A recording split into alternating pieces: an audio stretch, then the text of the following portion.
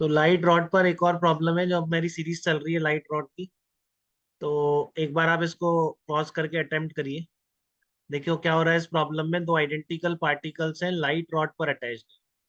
तो ये पूरा सिस्टम आपका डंबल कहलाता है। तो this dumbbell is moving with velocity you. अब देखो, एक यहाँ पर दोनों पार्टिकल्स की वेलोसिटी आइडेंटिकल दे रखी है, तो अगर आप एक की एंगुलर वेलोसिटी दूसरे के रिस्पेक्ट में निकालोगे तो आपको पता है ओमेगा क्या होगा। Let's say this is A and this is B.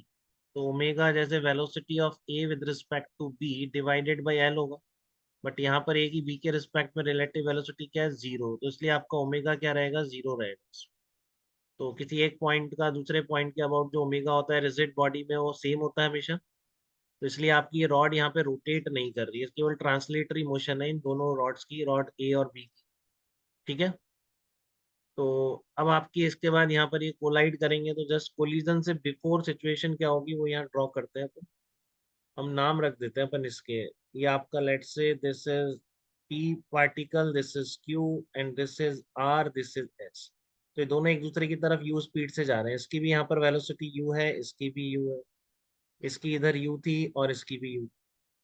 तो आफ्टर फर्स्ट कोलिजन क्या होने वाला है, अब देखो आप, ये लाइट रॉड है। अब एक लाइट रॉड पर नेट फोर्स और नेट टॉर्क दोनों जीरो होने चाहिए, because F equal to M A, mass zero, force zero, tau equal to I alpha, I zero तो टॉर्क जीरो। तो आप मान लो कि ये पार्टिकल इस पर, या ये रॉड इस पार्टिकल पर अपने परपेंडिकुलर भी फोर्स लगा रही है, तो रॉड भी पार्टिकल पर फोर्स लगाएगा। तो लेट्स से ये फोर्स एफ आ गया। ठीक है। तो ये फोर्स अगर एफ आ गया, तो अब नेट फोर्स जीरो रखने के लिए ये पार्टिकल भी रॉड पर परपेंडिकुलर फोर्स ऐसे लगा रहा हूँ, नहीं तो नेट फोर्स जीरो नहीं हो सकता। ठीक है। अब फोर्स जीरो हो गया, बट आप देखो इस सिचुएशन में टॉर्क आ जाएगा इसके। तो इसका मतलब लाइट रॉड पर परपेंडिकुलर फोर्स नहीं लग सकता, या फिर लाइट रॉड इन दोनों पार्टिकल पर अपने परपेंडिकुलर डायरेक्शन में कोई फोर्स अप्लाई नहीं करेगी। तो जब इसका मतलब इस पूरे दोनों पार्टिकल्स पर आपका एक्सटर्नल फोर्स हॉरिजॉन्टल डायरेक्शन में जीरो है और कोलिजन इलास्टिक बता रखी है, तो इसका मतलब ये वेलोसिटीज क्या होंगी, इंटरचेंज हो जाएगी। तो just after first collision situation कुछ इस तरह से हो जाएगी। देखो अब इस रॉड परपेंडिकुलर तो फोर्स लगा नहीं रही है अपने, तो इस पार्टिकल की वेलोसिटी वही रहने वाली। ठीक है ना, क्यू वाले की। पी वाले की वेलोसिटी इंटरचेंज होगी इन दोनों की, तो इसकी यू बन जाएगी, तो ये पी की स्पीड होगी।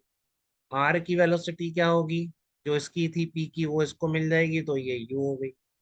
एस की वेलोसिटी अनचेंज रहेगी। तो ये सिचुएशन बन जाएगी आपकी जस्ट आफ्टर फर्स्ट कोलिजन। ठीक है। अब क्योंकि आप देखो सेंटर ऑफ मास की वेलोसिटी जीरो आ रही है दोनों के, तो ये रॉड का जो सेंटर है, देखो M M one V one plus M two V two equal to zero आ रहा है। तो ये सेंटर रेस्ट पर रहेगा। तो इसका मतलब ये रॉड इसके अबाउट, अब ओमेगा आ गया यहाँ पे रॉड। तो जैसे फर्स्ट पार्ट पूछा angular velocity of each dumbbell after first collision, तो वही बताओ अब, जैसे ओमेगा क्या होगा, ए की बी के रिस्पेक्ट में वेलोसिटी टू यू आ गई, डिवाइडेड बाई बीच की डिस्टेंस, तो टू यू बाई एल, तो सी आंसर हो जाएगा। तो ये पार्ट तो हो गया आपका फर्स्ट पार्ट। ये angular velocity of the rod, just इसमें भी वही आइडेंटिकल है दोनों सिचुएशन, तो इस तरह से ओमेगा आ जाएगा दोनों में। और दोनों की angular velocity will be equal to two U by L. तो ये आपका फर्स्ट कोलिजन के जस्ट आफ्टर सिचुएशन। अब क्योंकि इसके अबाउट घूम रहे हैं, तो देखो ये क्यू नीचे आएगा, पी ऊपर चला जाएगा, और फिर वापस यहाँ पर क्यू जब नीचे आएगा, तो इस एस इधर घूम रहा होगा, तो फिर से अब क्यू और एस की कोलिजन होगी। ठीक है। ये तो किस तरह से आ गया, ऐसे आ गया। ठीक है ना। पी तो किधर चला गया, ऊपर। तो इनकी स्पीड तो चेंज हो ही नहीं रही है, क्योंकि ओमेगा इनका कांस्टेंट है। जस्ट आफ्टर कोलिजन कोई एक्सटर्नल टॉर्क नहीं लग रहा है इसमें।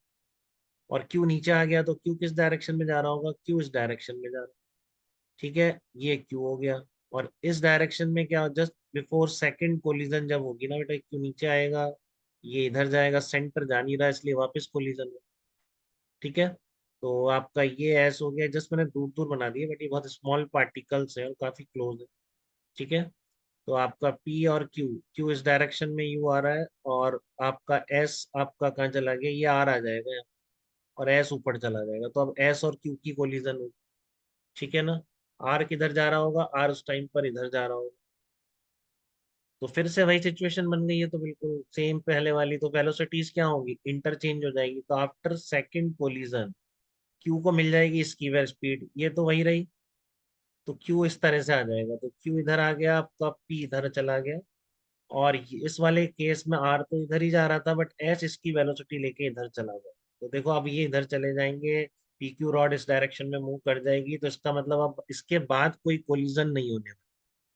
ठीक है, बट आप देख रहे हो जैसे आ रहे थे ना, ये बहुत रेयर केस है, जैसे आ रहे थे कोलिजन हुई, बल्कि फिर भी वैसे ही चलेगा। बट एक इंपॉर्टेंट चीज होगी इसमें जो पूछ सकता था कि फर्स्ट कोलिजन बाद कितना रोटेट करा है बिफोर सेकंड कोलिजन। तो हाफ रोटेशन कंप्लीट हुआ है इसका।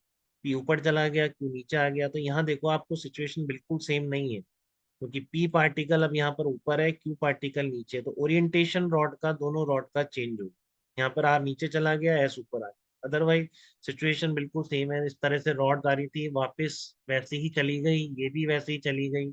Only difference is that orientation gets change.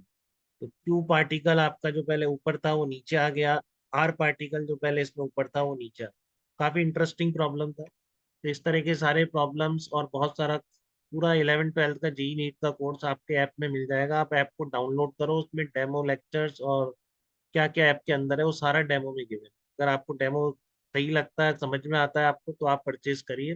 Cost भी 100 रुपीज पर मंथ से कम ही रहने वाली है। ठीक है बेटा, ओके।